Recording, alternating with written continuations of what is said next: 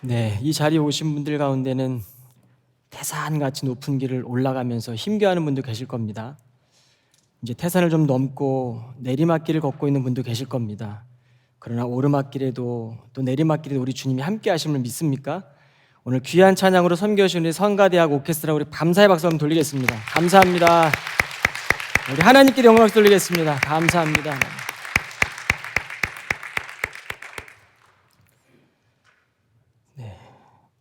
그리스도의 날이 다가오고 있습니다. 여러분 기대가 되시나요? 주님이 다가오시는 게 여러분에게 기대가 되십니까? 아니면 좀 천천히 오셔야 될 텐데 할 일이 많고 이뤄야 될 것도 많고 그렇게 기다리고 계십니까? 여러분 어제 리뉴 집회가 은혜 가운데 잘 마쳐졌습니다. 2박 3일 동안 기도의 자리에서 또 이 집회를 준비하면서 하나님이 왜 이러한 집회를 하길 원하시는지를 깨닫고 또 그 안에 하나님께 주시는 일하심이 얼마나 크신지 우리의 그릇은 담을 수 없구나. 그래서 이렇게 흘러 넘치면서 이 지역을 넘어서 우리의 교회를 넘어서 복음이 증거될 수 있겠구나 라는 생각을 하는 시간이었습니다. 제가 개척을 하고 담임 목회를 시작했을 때는 사실 저는 그렇게 감정적으로 치우치는 그런 성향의 사람은 아니었던 것 같습니다. 공감도 또 이해 영역도 조금 많이 부족했던 그런 먼 듯한 성향의 사람이었습니다. 그런데 제가 토론토에서 어느 날 청년 컨퍼런스를 준비하고 또 기도하는 가운데 맨 뒷자리에서 앉아서 정말 절박한 마음으로 무릎을 꿇고 기도를 드리는데 제 눈에 보이는 것은 무대 위로 올라가는 강사 목사님들이 아니더라고요. 그곳에 참여하고 있던 수백 명의 회중들도 아니었습니다. 곳곳에서 수고하고 헌신하던 작은 자리에 있던 그 섬김과 봉사하는 손길들이 들어오면서 제 마음이 많이 따뜻해짐을 느꼈습니다. 그러면서 제 내면에 있던 날서 있던 여러 가지 감정들이 하나님께서 정리해주고 계시는구나. 어떻게 걸어가야 되는구나. 내가 하나님의 삶을 살면서 영광이 어느 곳에 있는지를 보게 하셨습니다. 내 힘으로는 하지 못하는 일들이지만 우리 하나님이 함께 하실 때 우리 하나님의 영광이 우리 안에 드러나게 될 줄로 믿습니다. 2박 3일 동안 주방에서 묵묵히 음식을 만드신 우리 권사님들, 또 섬겼던 모든 분들, 또 밤낮을 설치면서 가장 어려운 자리에서 미디어 사역과 전체 집회를 컨트롤했던 우리 소중한 스태프들, 또 기도의 자리에서 매주 간절함으로 시간을 정하고 기도했던 기도의 사람들, 하나님을 예배하며 찬양으로 섬겨준 또 찬양팀들, 다음날 집회를 준비하기 위해 교회 구석구석을 치우고 정리했던 우리 집사님, 또 권사님, 또 우리 장로님들, 누가 자처해서 이 일을 할 수 있을까요? 억지로 한다고 할 수 있겠습니까?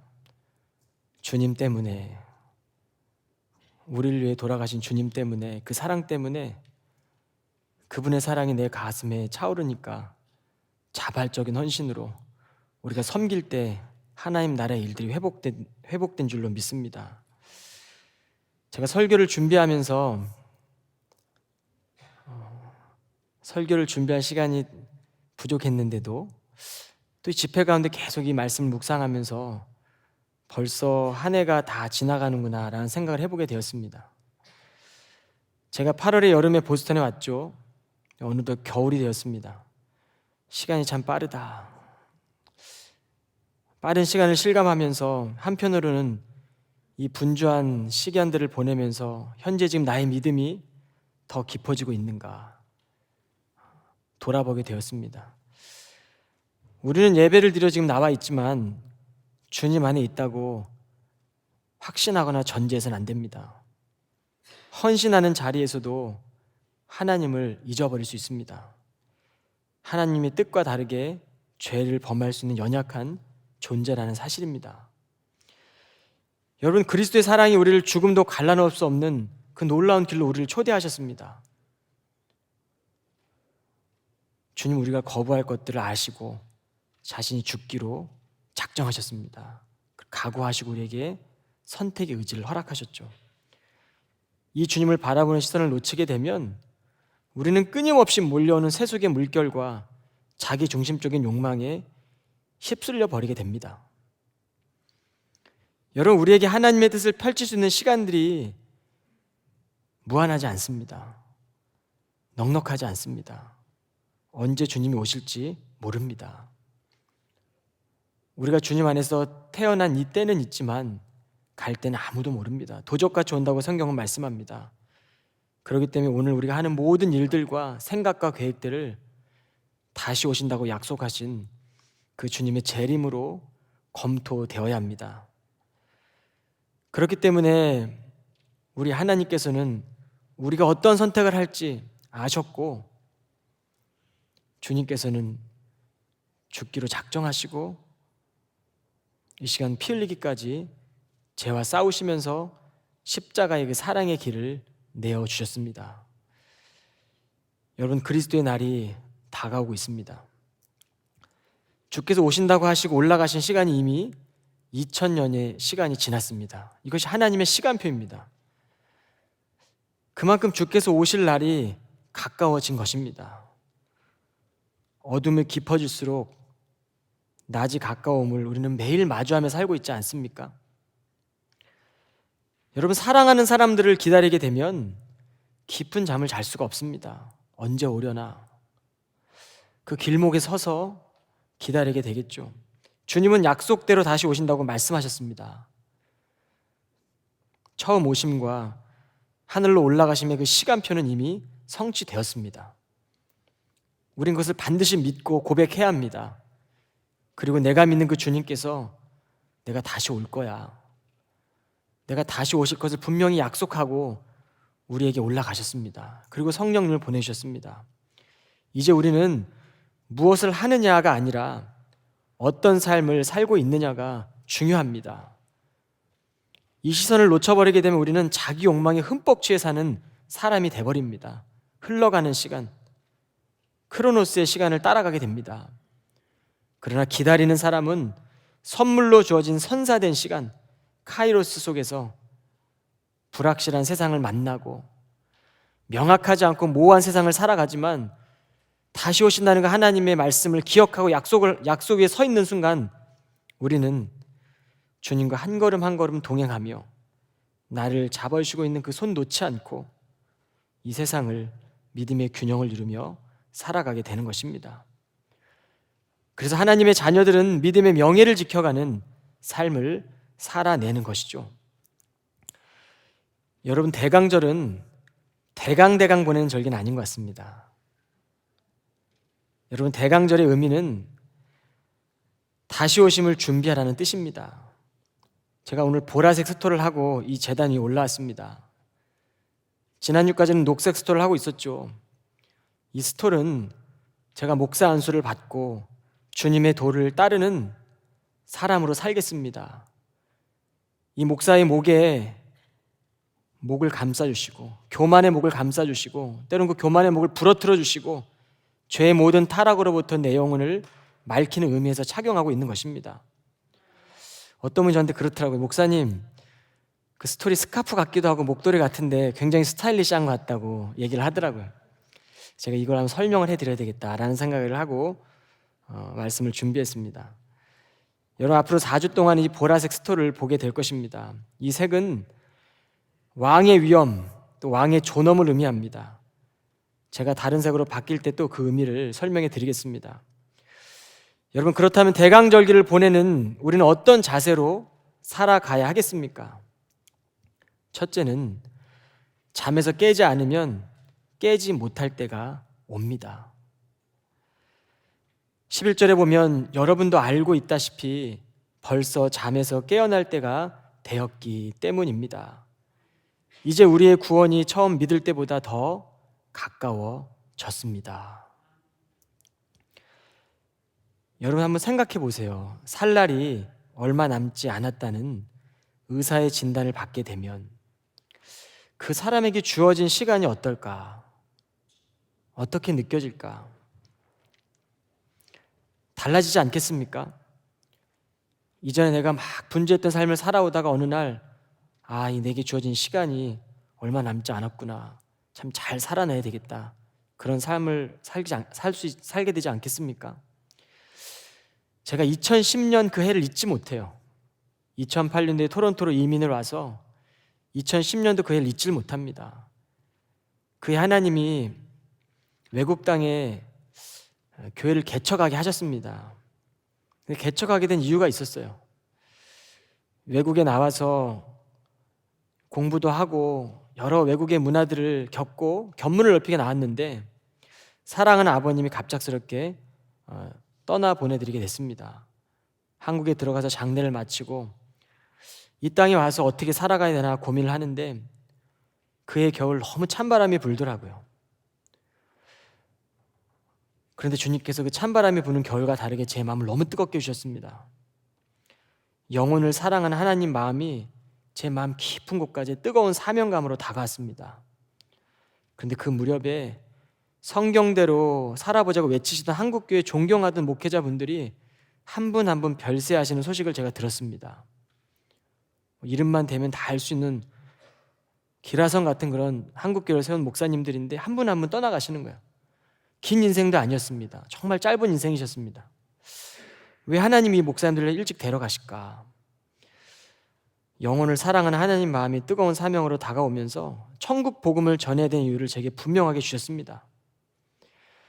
하나님의 시간표로 제가 이 세상을 바라보니까 이 땅에서는 슬픔이었는데 하늘에서는 기쁜 날이었더라고요. 하늘에서는 그분들의 생일이더라고요. 주님 품에 안기시는 그 믿음의 선배들을 우리 주님께서 잘했다, 착하고 충성된 종아, 너가 참 잘 살아왔다 라고 칭찬하시는 그 음성이 제 마음 안에 가득 찼습니다. 수고스러운 삶을 살며 애썼다고 하시는 그 주의 손길이 제 마음에 느껴졌습니다.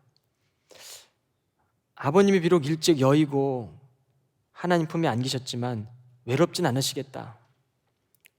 주의 귀한 목사님과 함께 아브라함 품에 안겨 계시니 외롭지 않겠구나. 그런 마음으로 하나님이 저를 위로해 주셨습니다. 여러분, 이 시선을 분명히 하며 우리는 살아가야 합니다.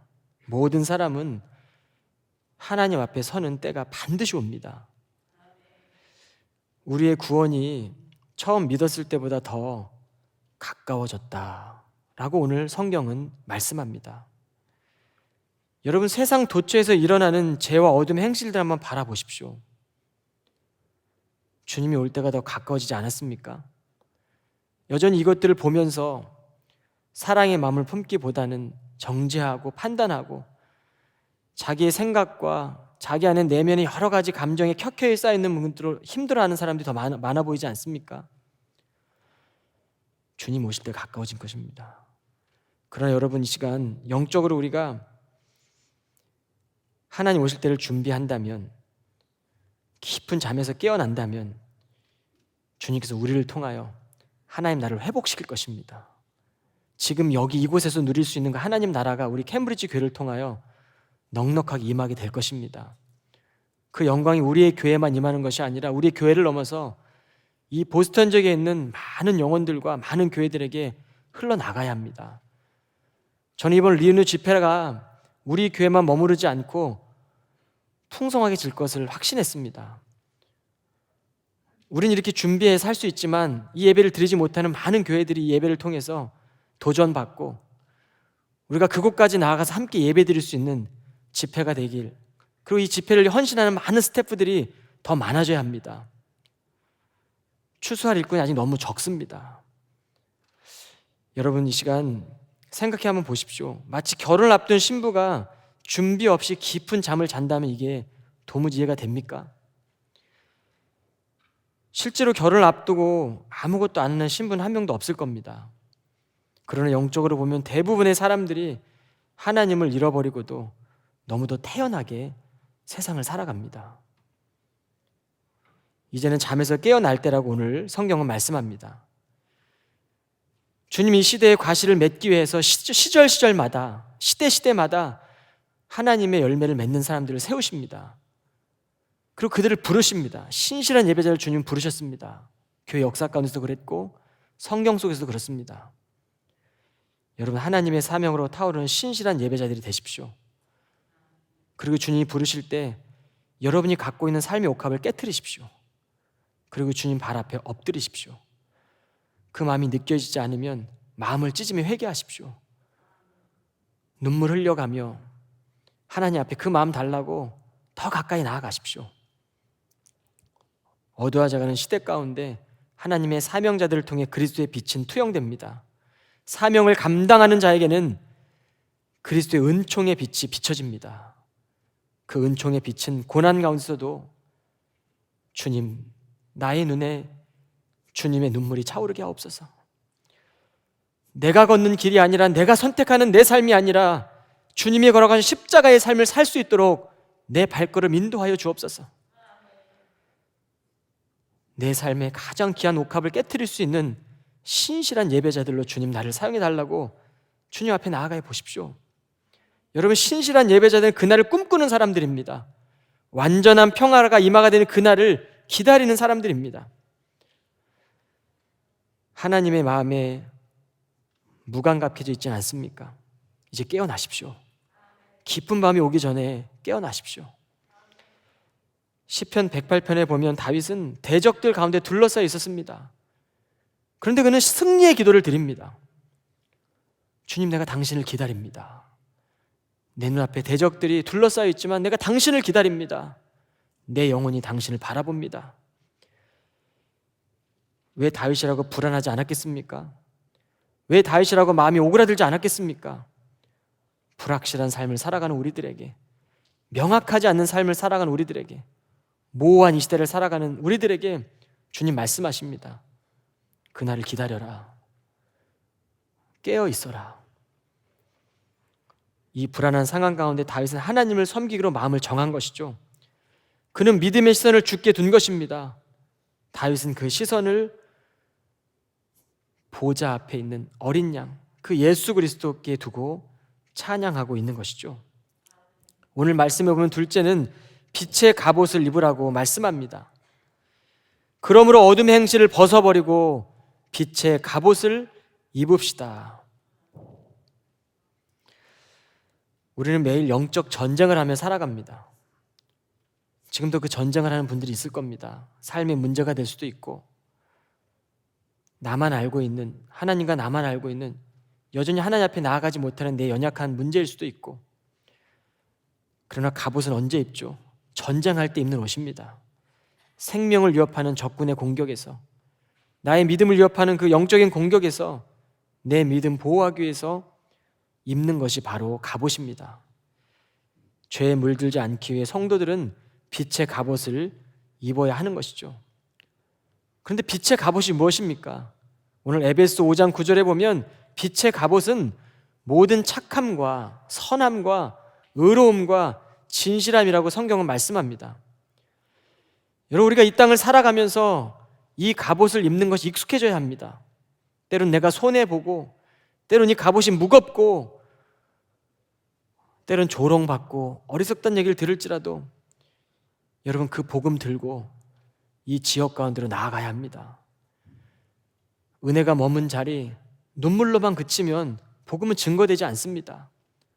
우리의 입술을 열어서 익숙하지 않지만 이 영적 전투에서 하나님 복음 붙들고 만나는 이들에게, 정말 복음이 필요한 이들에게 저민 그리스도의 마음으로 하나님의 복음을 전할 때 우리를 통해서 하나님 나라가 회복된다는 것입니다. 육체의 정욕을 거스르십시오. 믿음을 지키기 위해서 손해보게 되는 일들도 경험하십시오. 그리고 갑옷을 입으십시오. 그렇게 빛의 갑옷은 우리를 세상 가운데 그리스도의 빛을 투영하는 하나님의 멋진 용사들로, 명예를 지켜가는 하나님의 자녀들로 우리를 세울 줄로 저는 분명히 믿습니다. 우리 케임브리지 교회 안에 많은 빛의 갑옷을 입은 신실한 예배자들이, 많은 주의 일꾼들이 풍성해지기를 간절히 축복합니다. 한 처녀가 등대지기에게 시집을 옵니다. 총각의 이름은 제이콥 워커였습니다. 이 두 젊은이는 등대 하나만 있는 외딴 섬 로빈스 리프라는 곳에 살아야만 했습니다. 신부는 이런 데서는 도저히 못 살겠다고 1개월간이나 짐을 풀지 않고 혼자 떠날 수도 결국에는 정착을 하게 됩니다. 그러나 불행히도 3년 뒤에 남편 제이콥은 폐렴이 되어 스태튼 아일랜드 병원에 입원하였으나 얼마 뒤에 세상을 떠났습니다. 임종하기 전에 제이콥이 남긴 마지막 말은 등대의 마음을 써달라. 등대의 마음을 써달라라는 것이었습니다. 남편의 시체를 등대에 보이는 언덕 위에 묻고 20대인 워커 부인은 그 시간부터 등대를 지키는 사람으로 살아가기 시작합니다. 수백 번 섬을 떠나고 싶은 생각이 그녀에게 복받쳐 오르고 고생과 고독의 연속이었지만 만 70세까지 41년간을 이 여성은 혼자서 등대를 지키게 됩니다. 마음이 변하는 때마다 언덕 위에서 등대의 마음을 써줘, 등대의 마음을 써줘라는 남편의 음성이 그녀의 발을 붙잡았던 것이죠. 여러분, 이 시간 주님께서 우리에게 말씀하신 그 음성을 들어야 합니다. 사랑하는 아들아, 사랑하는 딸아, 나는 너의 선택을 참 존중한다. 그러나 너가 나를 선택하면 좋겠다. 너가 이 땅을 살아가는데, 이 짧은 인생을 살아가면서 내게 약속했던 그 내 말씀, 내가 마지막 했던 그 영혼을 향하여 복음을 전하라는 그 음성에 마음을 쓰면 좋겠다라고 하는 주의 음성을 우리는 들어야 합니다. 오늘도 주님께서 우리의 마음을 두드리십니다. 이 시대가 어떻습니까? 여러분, 시대가 너무나 악해져 갑니다. 음란해져 가고 성령의 열매가 맺혀지는 것보다 죄의 열매들이 더 가득해지는 세상을 살아가는 것 같습니다. 얼마나 많은 청소년들과 청년들이 인터넷을 통해 죄의 열매에 중독되어 가고 있습니까? 죄의 열매 때문에 가정이 깨지고 죄의 열매 때문에 수많은 아이들이 아빠도 없이 세계 곳곳에서 울고 있는 소리가 들리지 않습니까? 제 동생이 필리핀에서 목회를 하고 있어요. 필리핀은 코피노라는 수많은 아이들이 많습니다. 이 코피노라는 아이들은 한국에서 출장 온 한국 사람들이 남겨놓고 간 아빠 없는 아이들입니다. 그 사역을 하고 있는 선교사님 너무나 많이 있어요. 다 죄의 열매들입니다. 여러분, 죄의 열매가 가득했고 그 열매가 우리 가운데 열매 맺히지 얼마나 두려운 일입니까? 하나님 오실 때. 여러분, 이제 우리가 스스로 구하지 않아도 생각지도 못하는 순간에 이런 음란물들이 우리 가운데 찾아옵니다. 과거에는 이걸 접하기 위해서 단계를 넘어서 했어요. 그러나 이제는 생각지도 못한 순간 우리 눈에 사로잡습니다. 이게 우리의 시대예요. 우리의 자녀들이 살아가는 시대입니다. 인터넷 기사만 보아도 음란물들이 도처에 광고로 뜨고 있습니다. 스스로 구하지 않아도 찾아옵니다. 우린 그런 시대를 지금 살아가고 있는 것입니다. 스스로 구하지 않아도 제게 찾아오는데 찾는 사람들에게 이 얼마나 광활한 어둠의 세계가 열려지겠습니까? 여러분, 우리의 다음 세대를 지켜내야 되지 않겠습니까? 우리 청소년들과 청년들이 이 시대를 살아가면서 죄의 열매를 맺는 것이 아니라 주님 사랑으로 인하여 아름다운 성령의 열매를 맺는 그 자녀들을 살기 위해서 우리가 걸어가야 되지 않겠습니까? 우리가 걸어간 대로 그들이 바라볼 것입니다. 우리가 걸어가며 발자국 낸 그 길을 그들이 걸어올 것입니다.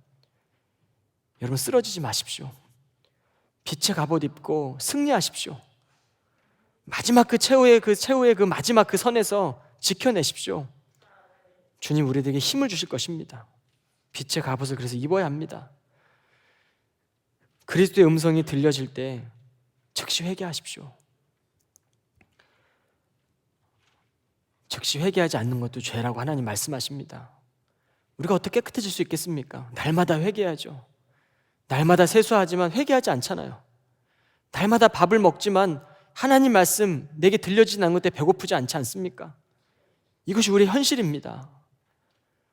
내 육신의 모습에 늘 관심 갖고 살아가지만 내 마음이 얼마나 더러워져 있는지, 부패되어져 있는지를 우리는 보질 못합니다. 회개를 통한 순결한 옷으로 세탁하지 않으면 우리는 시간이 지날수록 주님과는 멀리 떨어져 갈 것입니다. 우리의 믿음의 옷은 더러워지고 주님의 음성은 희미해지겠죠. 빛의 갑옷을 입어야 이 어둠의 세상 속에서 우리는 견뎌낼 수 있고 신실한 예배를 통해 하나님의 영광의 빛이 우리의 삶을 통해 투영되는 것입니다.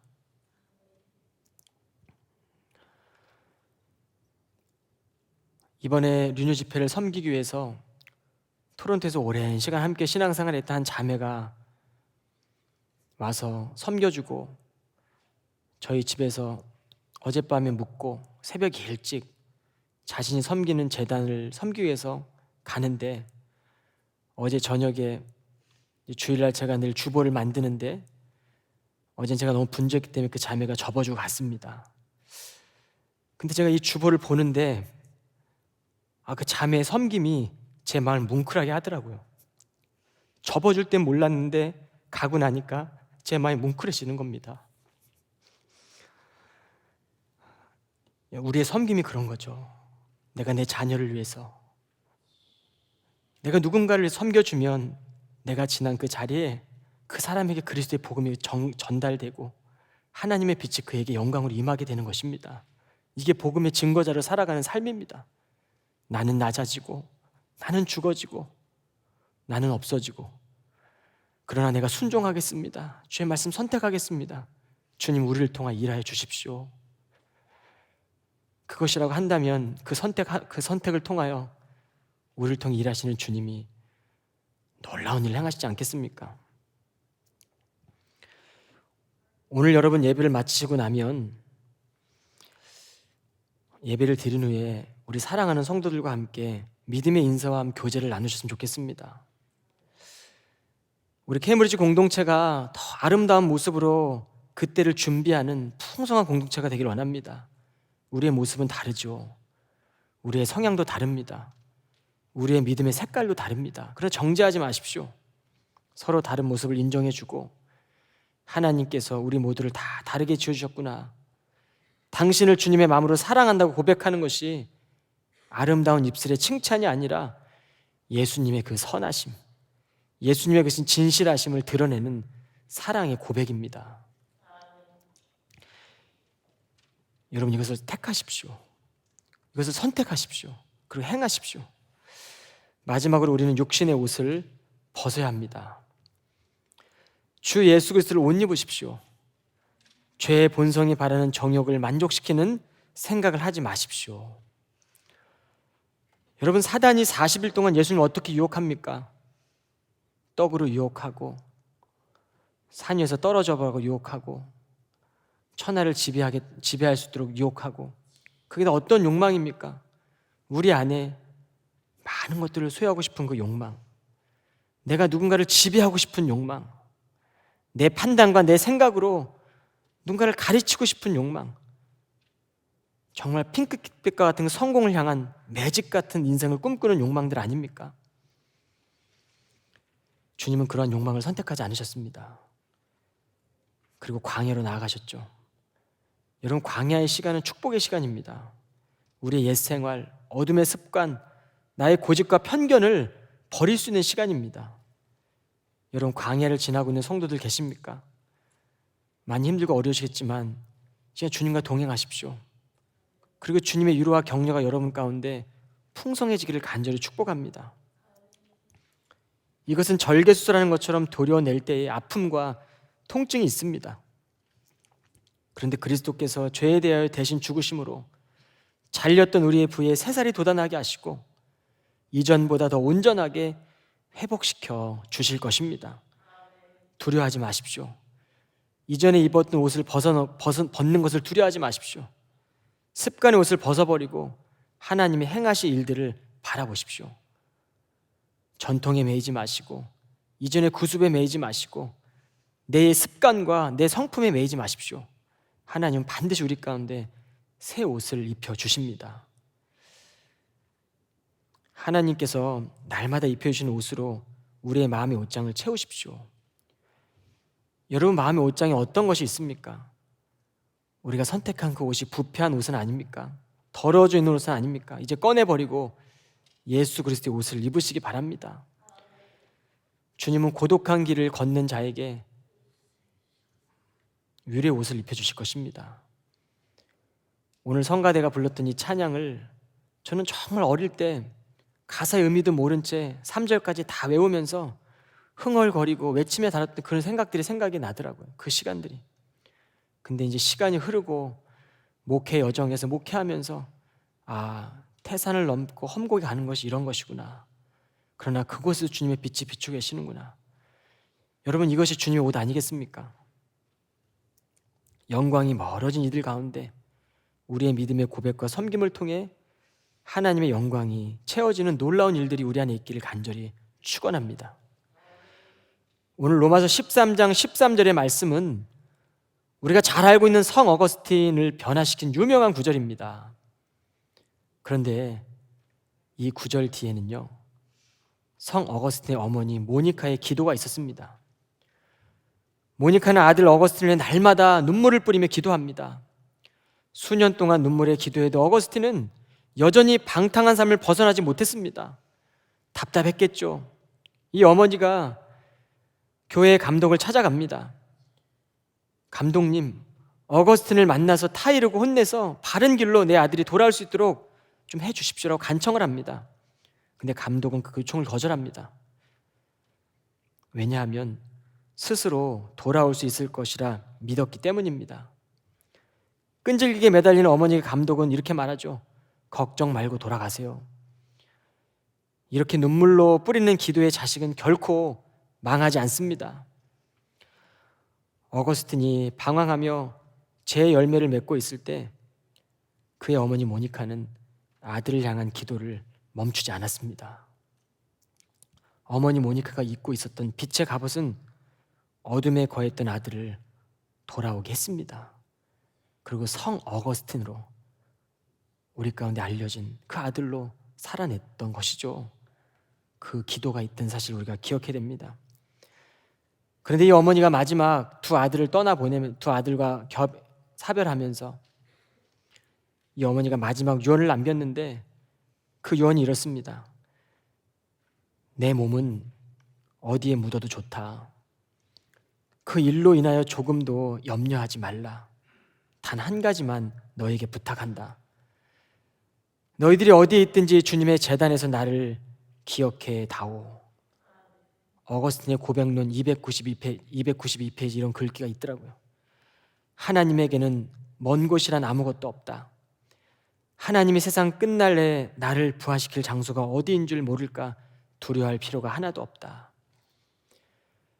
저는 우리가 사랑하는 이들에게 남겨줄 것이 바로 이것이 되기를 간절히 부탁드립니다.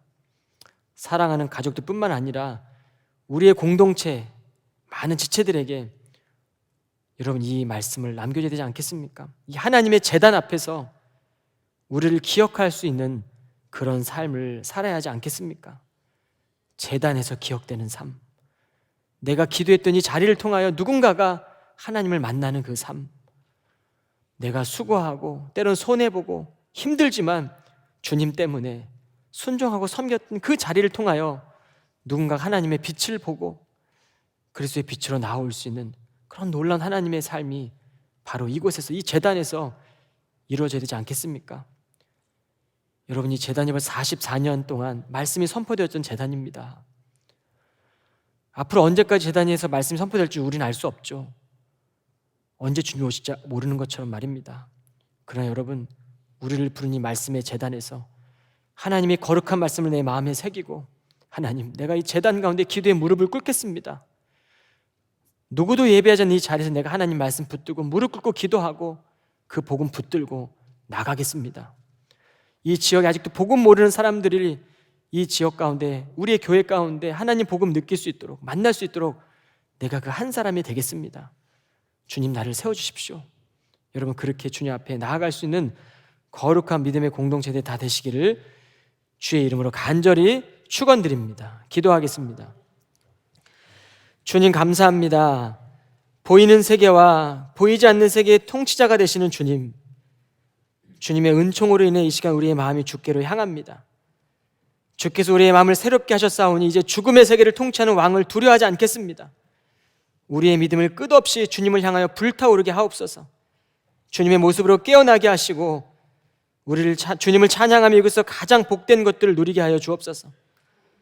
우리가 떠난 이 자리에 우리의 이름이 잊혀지고 오직 주님의 영광만이 가득 채워질 수 있도록 주님이 제단 가운데 함께하여 주옵소서. 모든 말씀 예수 그리스도 이름으로 간절히 기도하옵나이다. 아멘.